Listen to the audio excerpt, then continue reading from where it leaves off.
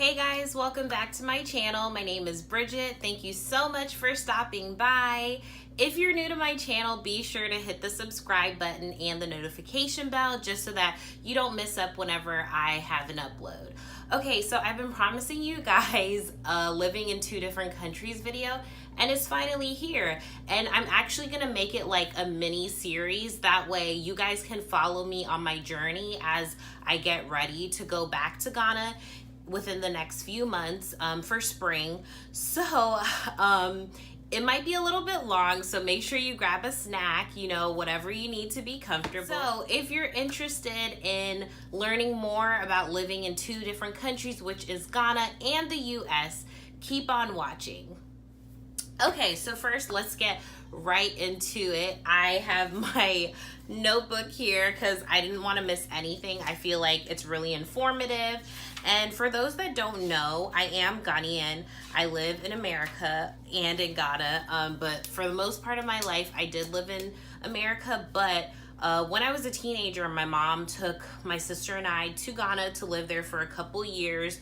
I've always been abreast with Ghana, even when I was little, from the food to the culture to my family. So once I became an adult, at some point, that was when I decided, well, I want to go live there myself. My husband also lives there, so we are there quite a lot. Okay, so first things first, this video is geared towards people who may want to go on a trip to Ghana. It could be a long trip or a short trip, or for people that are planning or want to move there. This is just, like a couple tips and tricks that I like to use.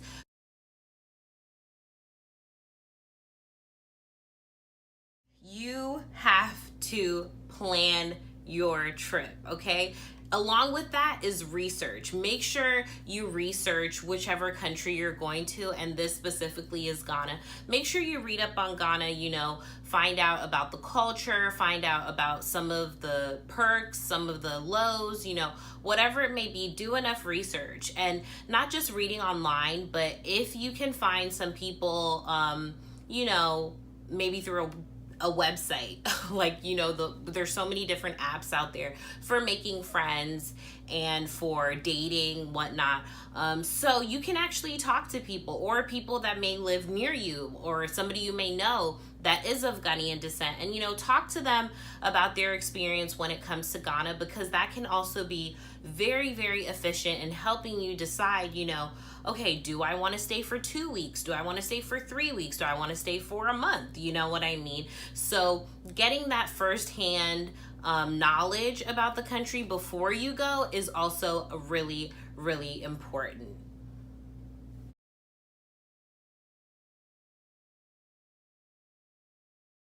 Secondly, you want to have your mindset, okay? Your mindset is the biggest thing, I have to say, when it comes to going to Ghana, especially if you're used to, living in America. Even for people who are Ghanaian, but they've lived in America for a really long time, going to Ghana can sometimes be challenging. And it also depends how you live your life, because if you want to live, with the expectations or the level of, how should I put it? Basically, if you want to live how you live in America in Ghana, it can be a challenge because things don't run the way they do run in America. So even from, your daily do's and don'ts, you might feel like, oh, well, in America it's so much easier, or I only have to pay this bill and I'll get my water, So all of that plays into having the right mindset. Like, just go with a blank sheet, okay? Don't have high expectations. Don't think, oh, things are gonna be this way or that way. Just go with a clear mind and just think of, okay, I'm in a different country, and I want to have it for the full experience. Therefore, I'm not going to think, oh, everything has to be way up here or in the middle or whatever it is, because that can tend to discourage you or make you feel like, oh, well, I didn't have as much fun or I didn't enjoy myself. So your mindset is everything. With me, whenever I get to Accra, as soon as I'm in the plane and the plane lands, I just tune my mind, like, okay, I'm back in Accra. Accra is the capital, by the way. And, things just aren't the way I always expect them to be, but I embrace it for what it is.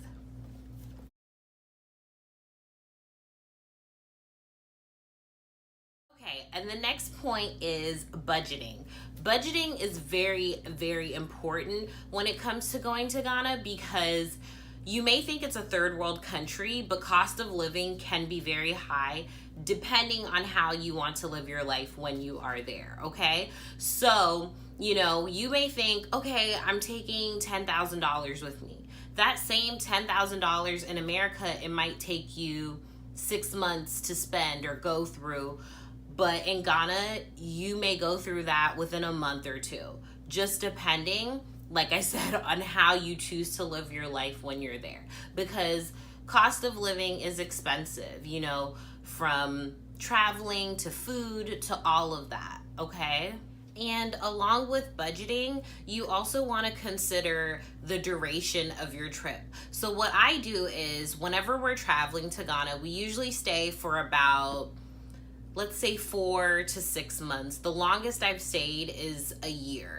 Okay, and that was with my son, Caden. We stayed there for about a year. So anyway, what I like to do is I buy a one-way ticket for me and my kids, just because whenever I would buy a ticket with a return date, I would end up not coming back on that return date. And then you have to pay extra fees to change the date of your ticket.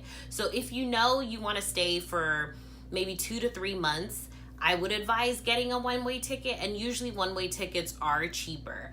But you have to bear in mind that you have to keep that other money aside for your return ticket because you're not trying to get stuck there. You know what I mean?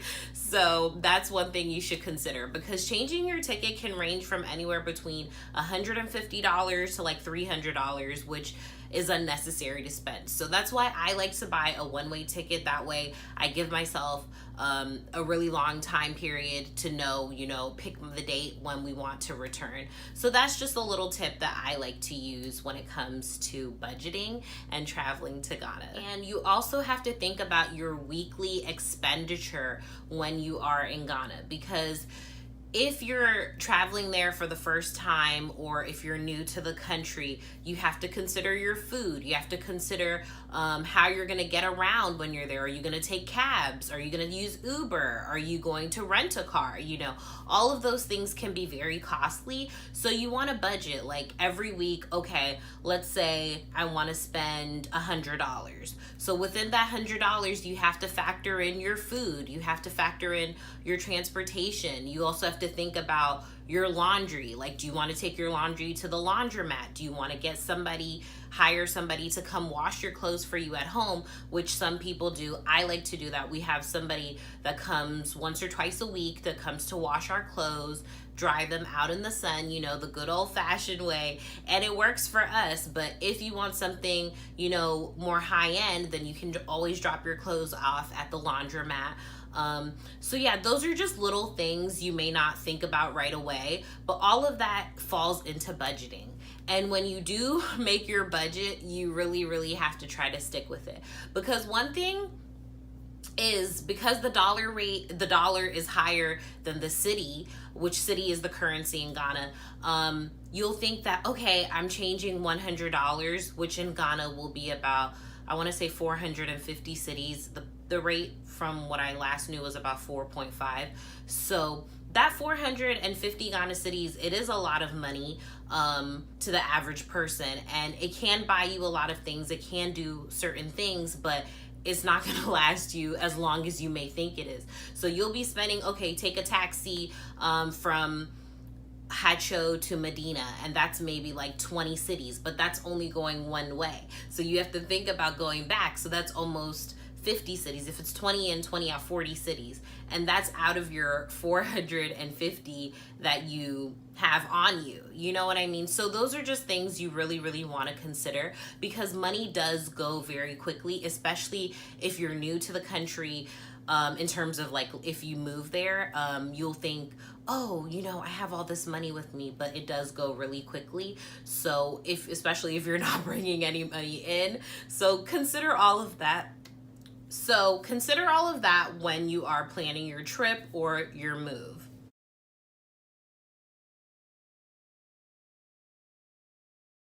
Another tip is family support. And these are for my Ghanaians out there that may live abroad. You want to have family support when you go there, because if you don't, even though you're in your homeland or home country, you will feel lonely just because, you're new. Nobody's around that you know what I mean? So with me, I've always been in contact with certain family members. So whenever I come, they come and visit me. They take me out, or they'll come spend time with me. We'll plan certain things to do. Now that I'm married, my husband's family, I'm closer to some of them. I hang out with them. We plan activities, all of that stuff. So having family support is very important. And also family support from the other angle. Because I live in Ghana, my mom and my sister, they're still in America, so they help me a lot too. Like, let's say I need to buy something, they will buy it for me and send it to me, or keep me abreast with whatever's going on. They keep my mail, all of that stuff. So you do want to have family support from all angles. Some people that I know have experienced, like people that were like me who lived here and moved back, they'll be like, oh, well, my family in America doesn't understand why I'm coming to Ghana, or why I chose to move there. But that's not for them to decide. What they need to do is be supportive of you, because you never know what can come from it. There are a lot of opportunities in Ghana. You just have to, be abreast with the times. You have to be a hustler. You have to do what you have to do if you want to survive there. So just talk to your family members if they're like a little cautious of you moving there. And one thing I want to say is Ghana has become very, very diverse. Like, you see people from all walks of life that actually live there. So you should never feel like, oh, I'm scared, or, how am I going to do this, going to do that? That's why you really do need that family support, or even friends as well. Just so that, you can always lean on somebody whenever things might go awry, or whenever you're just feeling lonely. So just bear that in mind.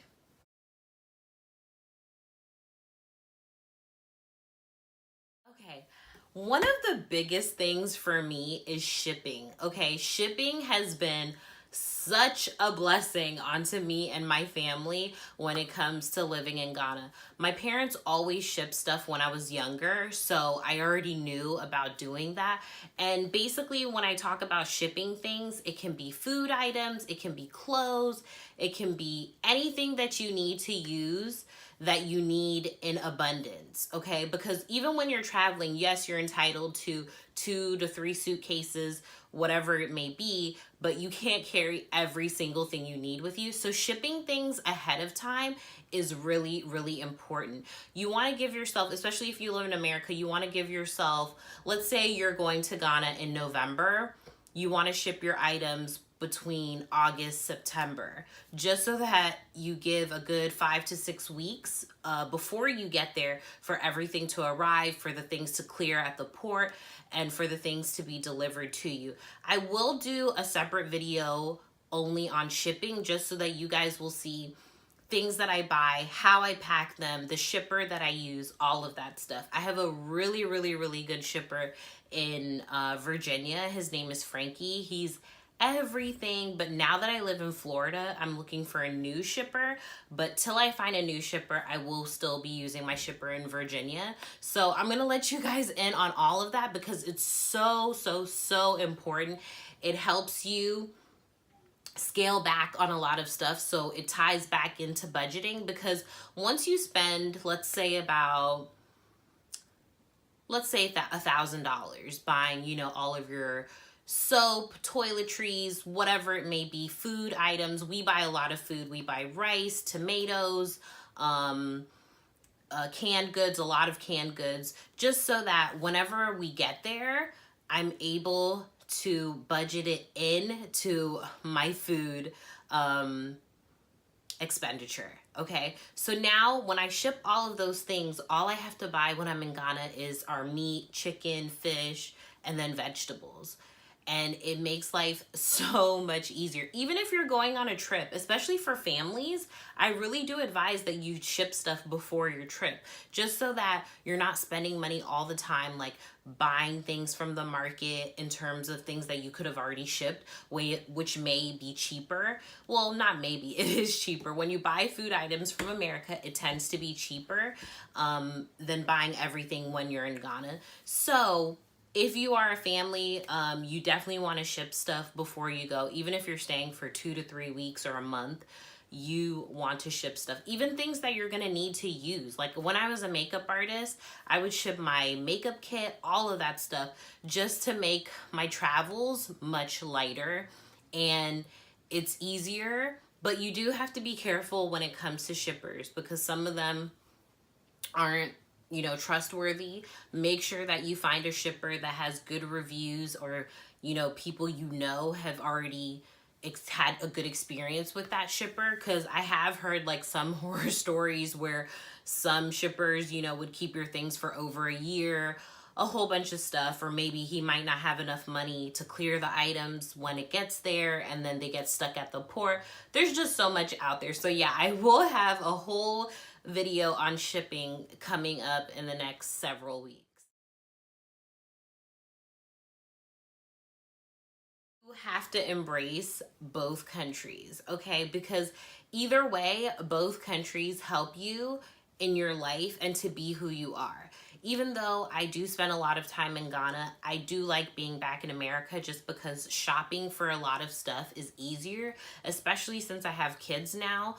When I was there by myself, I could forgo certain things, but when you have kids, you have to be abreast with their immunizations. You have to be abreast with their growing needs. They always need to change their clothes. All of those things are so much easier for me when I'm in America to buy for them and to get done. So you have to embrace both countries. When I'm in Ghana, for instance, I have help that help me around the house with cleaning and chores, just so that I can focus more on the kids, or when I have to run errands, they're able to help me with the kids. So each country has its pitfalls and it has its perks. So don't be that type of person like, oh, I'll never live in America, or oh, I'll never live in Ghana, because you just never know. What if there's a war that comes to either country and you decide, okay, it'll be safer for me and my family to go back and live in whichever country. But I do know some people who even live in Ghana, they'll be like, oh, what am I going to live in America for? But they're the same people that might want to buy things from there. So just embrace both countries for what it is, okay?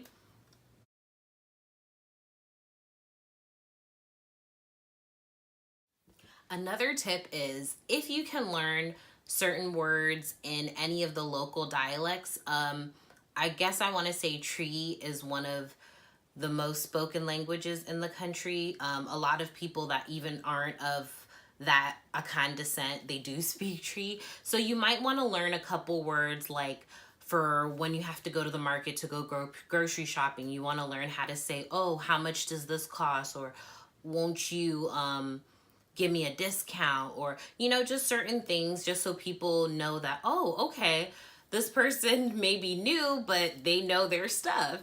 So I know some people who are even like my husband's family, they're Lebanese, but they live in Ghana. They speak the language and all of that. That way people can't take advantage of them, or run one over on them. So learning the local dialects is a good thing. I am Ewe and Ga, so naturally I would listen to my parents speaking the different languages and people around me. When I did live in Ghana, I went to secondary school there, so I picked up a lot of the languages from my classmates and friends and whatnot. So that has helped me a whole lot. Even though English is my primary language, I still speak the other languages if I need to, or if I have to. Like if I run into somebody who doesn't understand English very well, I'll try my best to speak one of the local dialects, just so that they can understand me and we can keep things going. So that's another tip. There's a whole bunch of different apps online or videos you can watch. A lot of white people also like to learn the Ghanaian languages, so never feel like, even if you're Ghanaian and you weren't born there, and you don't speak any of the languages, never feel like, oh, it's impossible for you to learn. If you put in the effort, you can learn the language and it will help you in the long run.